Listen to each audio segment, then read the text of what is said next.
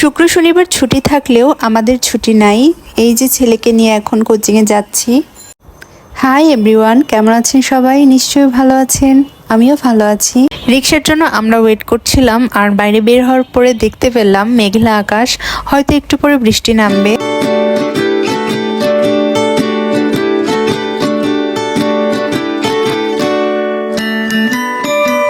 Finally Jack চলে এলো তার কোচিংয়ে।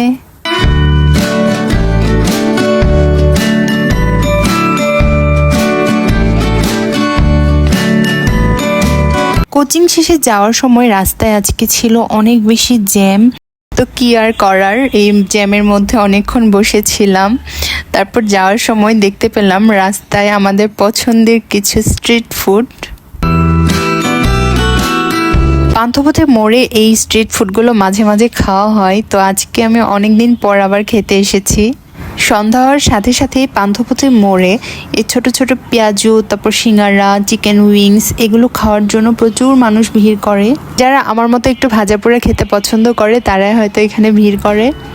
তো যাই হোক, আজকে এই পর্যন্ত। সবাই খুব ভালো থাকবেন। Take care, tata.